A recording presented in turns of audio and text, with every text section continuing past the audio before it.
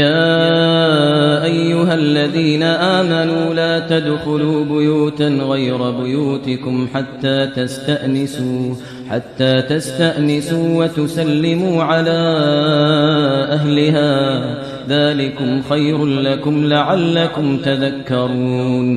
നമ്മുടെയൊക്കെ മാന്യതയിൽപ്പെട്ടതാണ് ഒരാളുടെ വീട് അല്ലെങ്കിൽ ഒരാളുടെ മുറി. വീട്ടിൻ്റെ ഉള്ളിൽ തന്നെ കുടുംബാംഗങ്ങൾ താമസിക്കുമ്പോൾ വ്യത്യസ്ത മുറികളായിരിക്കും. മുറികളിൽ അല്ലെങ്കിൽ ഒരാളുടെ സ്ഥാപനമായിരിക്കാം, അയാളുടെ ഓഫീസ് മുറിയായിരിക്കാം. അതിൽ ഒരു സ്വകാര്യതയുണ്ട്, അതിലെല്ലാവർക്കും പ്രവേശനമില്ല. ചിലപ്പോൾ ബോർഡ് എന്ന് വെച്ചിരിക്കും അന്യർക്ക് പ്രവേശനമില്ല. അപ്പം അവിടേക്ക് പ്രവേശിക്കേണ്ട ഒരു സാഹചര്യം വരുമ്പോൾ അവിടെ എല്ലാം ഇസ്ലാമിക മര്യാദകളുണ്ട്. അവരോട് അനുവാദം ചോദിക്കണം. അത് വലിയൊരു അദബാണ്. മറ്റൊരു വീട്ടിലേക്ക് പ്രവേശിക്കാൻ ഉദ്ദേശിച്ചു കഴിഞ്ഞാൽ അല്ലാഹു സുബ്ഹാനഹു വ തആല നമ്മെ പഠിപ്പിക്കുന്നത് അനുവാദം ചോദിക്കുന്നതിന് മുമ്പ് ആദ്യം സലാം പറയണം എന്നാണ്. അത് വിശുദ്ധ ഖുർആനിലൂടെ നമ്മെ പഠിപ്പിച്ചു. ഫൈദാ ദഖൽതും ബുയൂതൻ ഫസല്ലിമു അലാ അൻഫുസികും തഹിയ്യതൻ മിൻ ഇൻദില്ലാഹി മുബാറകതൻ തയ്യിബ. ഒരു വിശിഷ്ടമായ അഭിവാദ്യം എന്ന നിലയ്ക്ക് അനുഗ്രഹീതമായ ബറക്കത്തുള്ള ഒരു അഭിവാദ്യം, അതാണ് അസ്സലാമു അലൈക്കും. ഈ സലാം വീട്ടുകാർക്ക് പറഞ്ഞുകൊണ്ട് വേണം നിങ്ങൾ ഇതരരുടെ വീടുകളിലേക്ക് പ്രവേശിക്കേണ്ടത്. ഒരു മുസ്ലിമിൻ്റെ വീടാകുമ്പോൾ സ്വാഭാവികമായി സലാം പറയാം. അമുസ്ലിങ്ങളുടെ വീടുകളിൽ പ്രവേശിക്കേണ്ട സാഹചര്യം വന്നാൽ അവരോട് അനുവാദം ചോദിക്കുകയും വേണം. മുസ്ലിമിൻ്റെ വീടാകുമ്പോൾ സലാമും അനുവാദവും ചോദിക്കേണ്ടി വരും.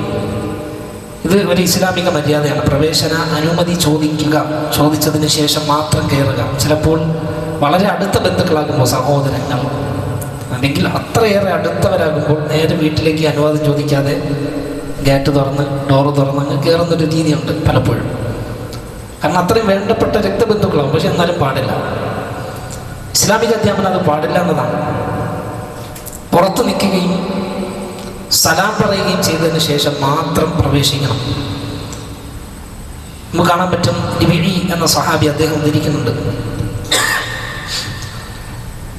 ബനു ആമിർകാരിലൊരു വ്യക്തി നമുക്ക് ചരിത്രത്തിൽ കാണാം, ഹദീസുകളിൽ കാണാൻ കഴിയും. നബി സല്ലല്ലാഹു അലൈഹി വസല്ലമയുടെ അടുക്കലേക്ക് അദ്ദേഹം വീട്ടിലേക്ക് പ്രവേശിക്കാൻ ഉദ്ദേശിച്ചു. അപ്പോൾ പുറത്ത് നിന്നിട്ട് ചോദിച്ചത് അലിജ്, ഞാൻ കയറട്ടെ എന്നാണ് ചോദിച്ചത്. സലാം പറഞ്ഞില്ല. അപ്പോൾ നബി സല്ലല്ലാഹു അലൈഹി വസല്ലമയുടെ അടുത്തുണ്ടായിരുന്ന ഒരു ഖാദിമിനോട്, വൃത്തിനോട് പറഞ്ഞു, ഉഖ്റുജ് ഇലാ ഹാദാ ഫഅല്ലിംഹു ലിസ്തിഗ്നാൻ. ഇയാളുടെ അടുത്ത് പോയിട്ട് പ്രവേശന അനുമതി ഒന്ന് പഠിപ്പിച്ചു കൊടു. എങ്ങനെയാണ് ഒരു വീട്ടിൽ കയറേണ്ടതിൻ്റെ രൂപം ഒന്ന് പഠിപ്പിച്ചു കൊടുക്കണം.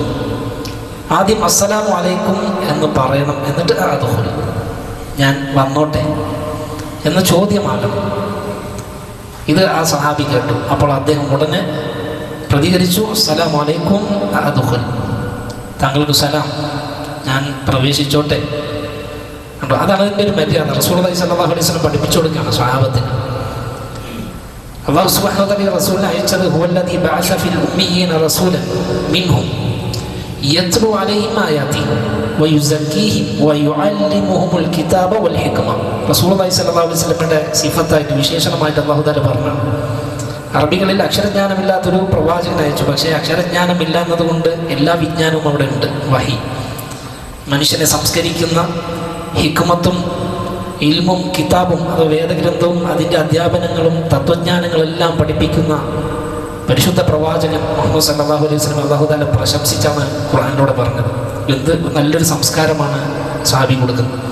സലാം പറഞ്ഞുകൊണ്ട് പ്രവേശനാനുമതി ചോദിക്കണം എന്നത്.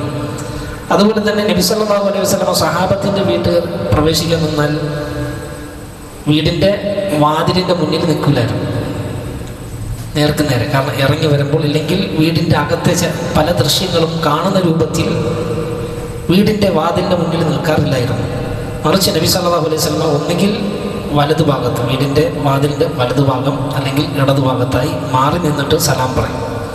എന്നിട്ട് പേര് വ്യക്തമാക്കും, ഞാനാണ് എന്ന് പറഞ്ഞാൽ വന്നതാരാണെന്നത് വ്യക്തമാക്കി കൊടുക്കും. ഇതാണ് റസൂലുള്ളാഹി സ്വല്ലല്ലാഹു അലൈഹി വസല്ലമയുടെ രീതി.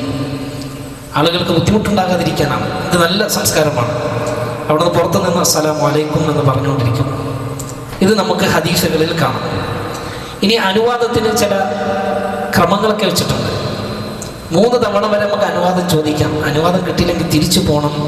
ആളെ കണ്ടില്ലെങ്കിലും നമ്മൾ തിരിച്ചു പോകണം. ഇത് ഒരു മര്യാദയാണ്. പലപ്പോഴും ആളുകൾ പാലിക്കാറില്ല. റസൂലുള്ളാഹി സ്വല്ലല്ലാഹു അലൈഹി വസല്ലം പറഞ്ഞത്, ഇദസ്തഅദന അഹദുകും സലാസൻ ഫലം യുഅ്ദൻ ലഹു. ഒരാൾ 3 പ്രാവശ്യം സലാം പറഞ്ഞു, അനുവാദം ചോദിച്ചു, പക്ഷെ മറുപടി കിട്ടിയില്ല, അല്ലെങ്കിൽ അനുവാദം കിട്ടിയില്ല വീട്ടിലേക്ക് വരാൻ, പ്രവേശിക്കാൻ. കാരണം പുറത്ത് നിൽക്കണം. അനുവാദം കിട്ടിയില്ലെങ്കിൽ എങ്കിൽ പിന്നെ ഒന്ന് തുറന്നു നോക്കാം, അവിടെ അകത്ത് കാണും ആള് എന്നല്ല, വീട്ടിനകത്തേക്ക് കയറി നോക്കലല്ല, അത് പാടില്ല. റസൂലുള്ളാഹി സ്വല്ലല്ലാഹു അലൈഹി വസല്ലം ഫല്യർജി, തിരിച്ചു പോകണം. മനസ്സിലൊരു പ്രയാസം തോന്നേണ്ടയില്ല. കാരണം അത് അല്ലാഹു സുബ്ഹാനഹു വ തആല വിശുദ്ധ ഖുർആനിലൂടെ പറഞ്ഞതാണ്. വഇദാ ഖീല ലക്കും ഇർജിഉ ഫർജിഉ, തിരിച്ചു പോകാൻ ആഹ്വാനം ചെയ്താൽ, കൽപ്പിച്ചാൽ നിങ്ങൾ തിരിച്ചു പോകണം. അപ്പം അവന് ചിലപ്പോൾ എന്തെങ്കിലും ബുദ്ധിമുട്ട് ആ വീട്ടിലുണ്ടാകും, സാഹചര്യങ്ങൾ അനുയോജ്യമായി കൊള്ളണമെന്നില്ല. അപ്പോൾ നമ്മൾ പ്രവേശിക്കാൻ അല്ലെങ്കിൽ ആ വീട്ടിൽ പോകാൻ നേരത്ത് പിന്നെ വരുമെന്ന് പറഞ്ഞാൽ നമ്മൾ പോകണം.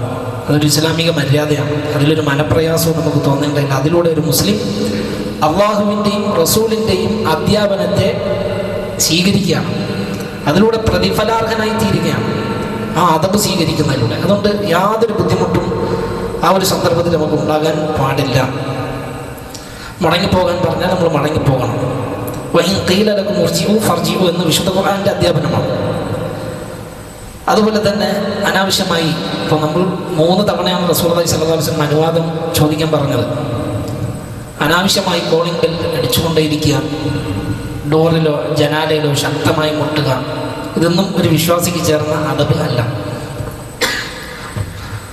അകത്തെ വീട്ടിനുള്ളിലെ അതിൻ്റെ വീട്ടുടമസ്ഥനെ, നമ്മൾ കാണാൻ ഉദ്ദേശിക്കുന്ന ആളെ കേൾപ്പിക്കുമാറ് നമുക്ക് സലാം പറയാം, ഡോറിൽ നിന്ന് മുട്ടാം.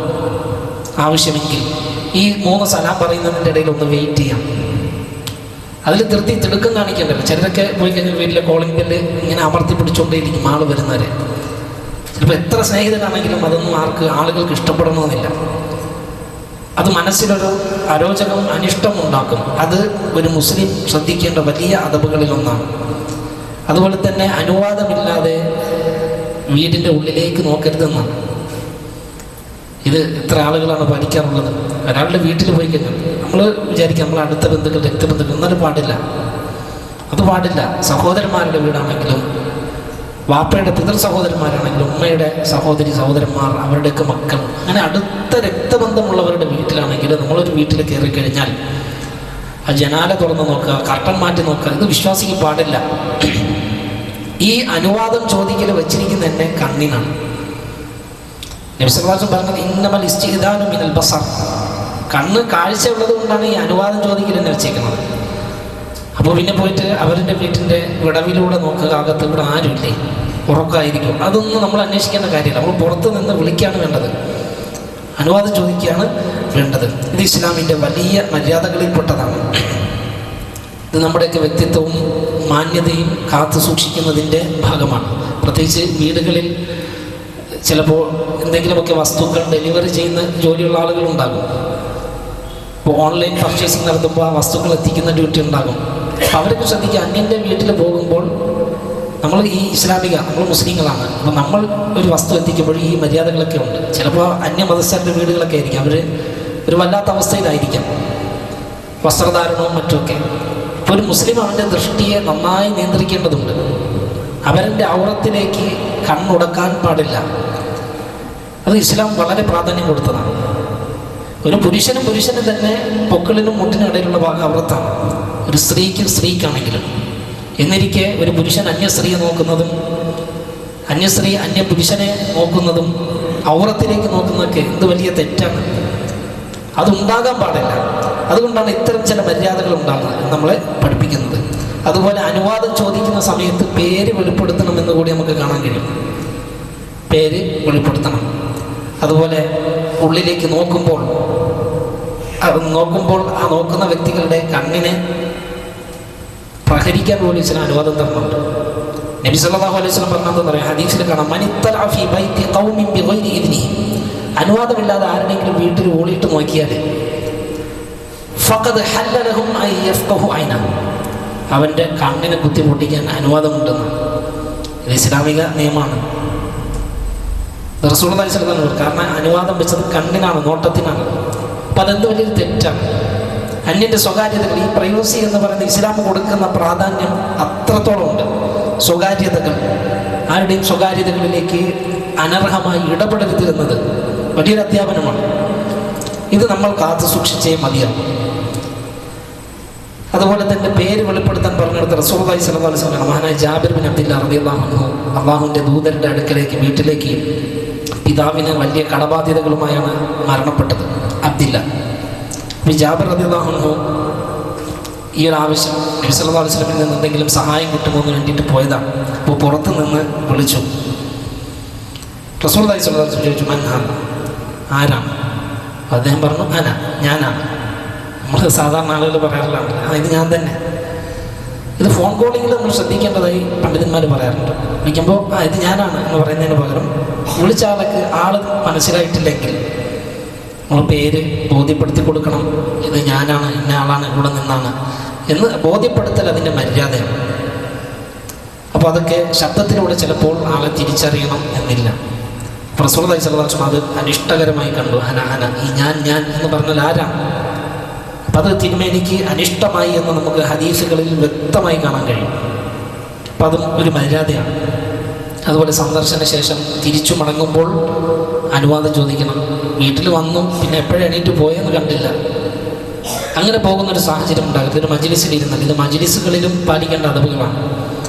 ഒരു മജ്‌ലിസിൽ ഇരുന്ന് കഴിഞ്ഞാൽ അവിടെ നിന്ന് പിരിഞ്ഞു പോകണമെങ്കിൽ മജ്‌ലിസിൻ്റെ ഒരു ഉത്തരവാദിത്തമുള്ള ആളുണ്ടാകും, ചുമതലയുള്ള ആൾ, ഒരു അമീറിനോട് പെർമിഷൻ ചോദിക്കുക എന്നതൊക്കെ ഇസ്ലാമിൻ്റെ അധ്യാപനങ്ങളിൽപ്പെട്ടതാണ്, മര്യാദകളിൽപ്പെട്ടതാണ്.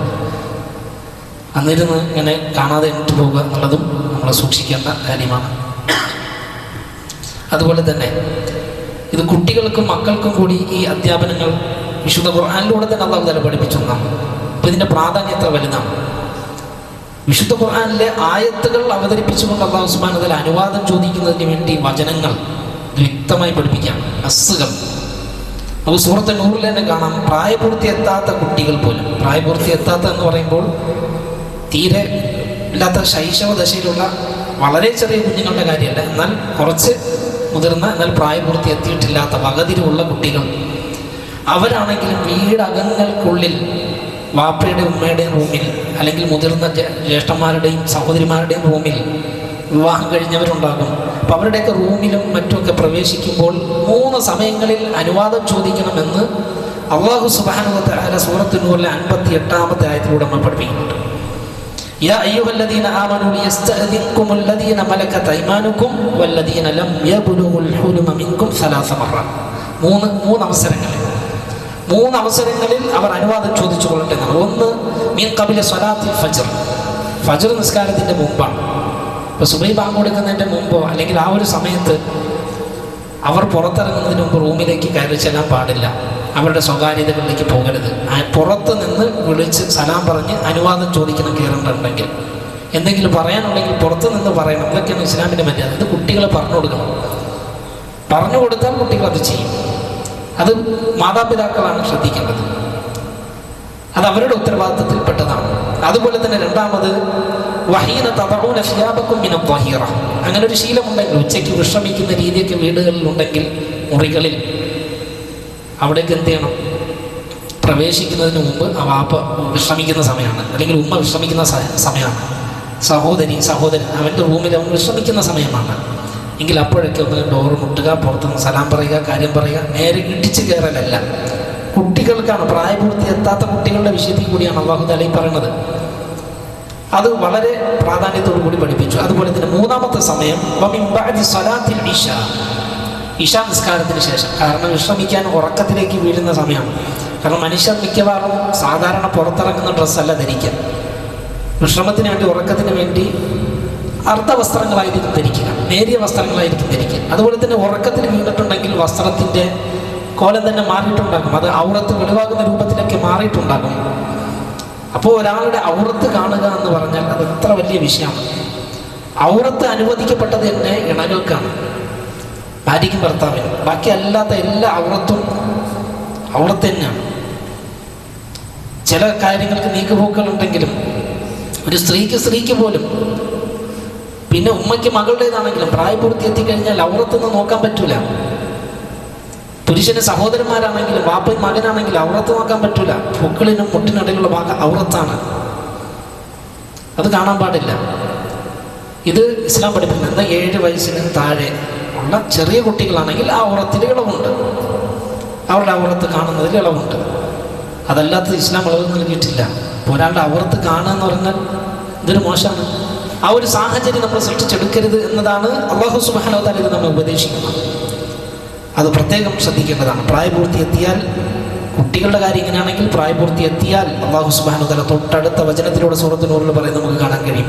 വഇദാ ബലഗൽ അത്ഫാലു മിൻകുമുൽ ഹുലും, കുട്ടികൾ പ്രായപൂർത്തിയുടെ അവസ്ഥയിൽ എത്തിക്കഴിഞ്ഞാൽ ഫല്യസ്തഅ്ദിനു കമസ്തഅ്ദനല്ലദീന മിൻ ഖബ്ലി, മുതിർന്ന ആളുകൾ എങ്ങനെയാണോ അനുവാദം ചോദിക്കുന്നത്, അന്യർ എങ്ങനെയാണോ അനുവാദം ചോദിക്കുന്നത് അതുപോലെ ചോദിക്കണം. അപ്പോൾ മക്കൾ സ്കൂളിൽ പോയിട്ട് മുതിർന്നിട്ടുണ്ടെങ്കിൽ, ജോലി കഴിഞ്ഞ് വന്നിട്ടുണ്ടെങ്കിൽ, വീട്ടിലേക്ക് പ്രവേശിക്കുമ്പോൾ പാപ്പയുമ്മ ഉള്ളതാണെങ്കിൽ, സഹോദരന്മാരുള്ളതാണെങ്കിൽ, സഹോദരി ഉള്ള സ്ഥലമാണെങ്കിൽ, എങ്ങനെയാലും വീട്ടിൽ കയറുമ്പോൾ പുറത്തു നിന്ന് സലാം പറയണം, അനുവാദം ചോദിച്ച് കയറണം. ഇത് മര്യാദയാണ്. ഇത് അല്ലാഹു സുബ്ഹാനഹു വ തആല നമ്മളെ പഠിപ്പിക്കണം. അവർ മുതിർന്നവർ എപ്രകാരമാണോ അനുവാദം ചോദിക്കേണ്ട അതുപോലെ ചോദിക്കണം. കുട്ടികളൊക്കെയോ അല്ലെങ്കിൽ പ്രായപൂർത്തി എത്തിയ ആളുകളുടെ അവസ്ഥ എന്താണ്? നേരെ കതക് തുറക്കും, കയറിപ്പോകും. അല്ല, അങ്ങനെ ഒരു സാഹചര്യം ഉണ്ടാകരുതെന്നാണ്. ഒന്നുമില്ലെങ്കിലും അത് ഇസ്ലാം പഠിപ്പിച്ചൊരു മര്യാദയാണ്. അത് നമ്മൾ കാത്തു സൂക്ഷിച്ചേ മതിയാകും. അത് മഹ്റമായവരുടെ അടുത്തും വേണമെന്നാണ് സലഫുകൾ നമ്മെ പഠിപ്പിക്കുന്നത്. മഹാനായ ഇബ്നു അബ്ബാസ് റളിയല്ലാഹു അൻഹുവിനോട് താബിഈ വര്യനായ അതാ ഇബ്നു അബി റബാഹ് റഹ്മഹുല്ലാഹ് അദ്ദേഹം ചോദിച്ചു, അസ്തഅ്ദിനു അലാ ഉഖ്തി, എൻ്റെ അനുജത്തിയുണ്ട്, സഹോദരി, അവൾ വീട്ടിലുള്ളപ്പോൾ ഞാൻ അനുവാദം ചോദിച്ചിട്ട് കയറേണ്ട കാര്യമുണ്ടോ എന്ന് ചോദിച്ചു ഇബ്നു അബ്ബാസിനോട്.